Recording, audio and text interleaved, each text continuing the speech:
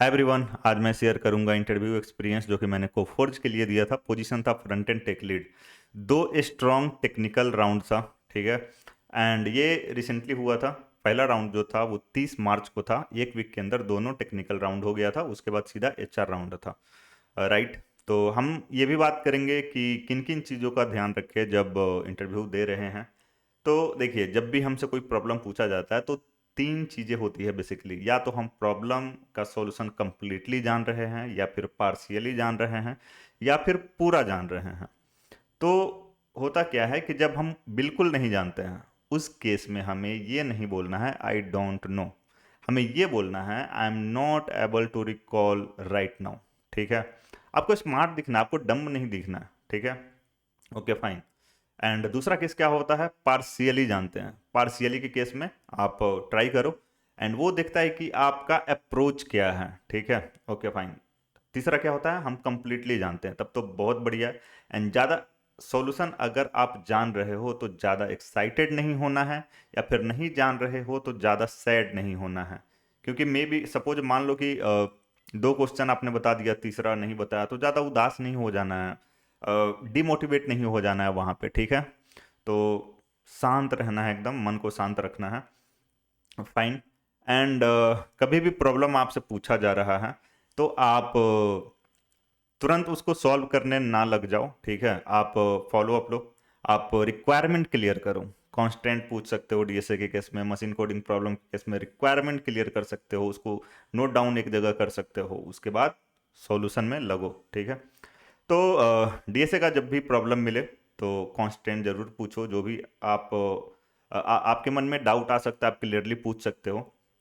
तो सबसे पहले ब्रूट फोर्स ट्राई करें, ठीक है। जब आप कर लोगे तो वो खुद बोलेगा।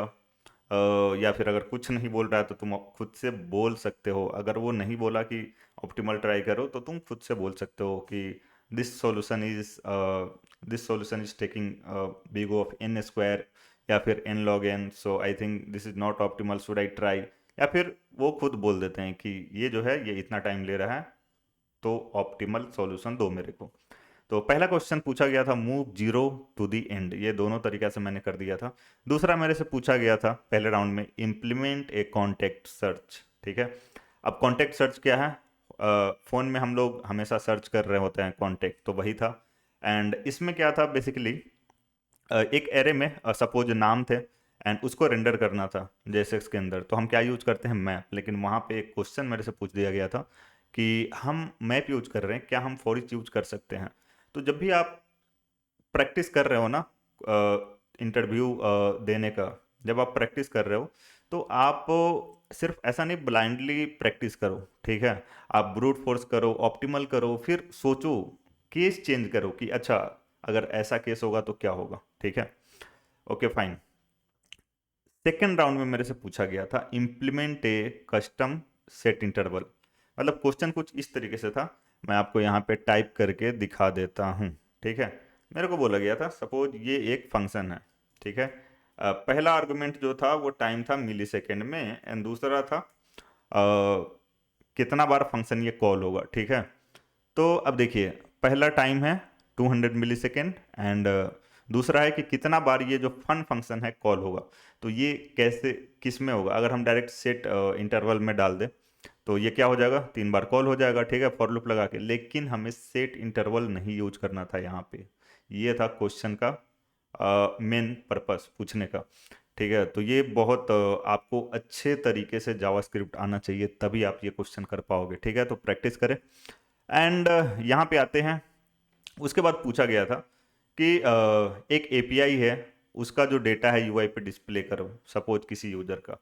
एंड एक बटन क्लिक करने पे एक एपीआई कॉल होगा जो हर एक यूजर का डेटा लाएगा। मतलब अगर हमने सपोज हम आप यूजर है तो आपके लिए मैंने डिटेल्स पे क्लिक किया तो आपका डिटेल्स लाएगा। मेरे वाले सेक्शन पे अगर मैं डिटेल्स पे क्लिक करूंगा तो मेरा डिटेल्स लाएगा। कुछ इस तरीके का रिक्वायरमेंट था। अब रिक्वायरमेंट कैसे लाएगा, एपीआई कॉल होके, तो वो बार बार एपीआई कॉल नहीं होना चाहिए। तो उसके लिए बोला गया था कि कैसे इम्प्लीमेंट करो, ठीक है।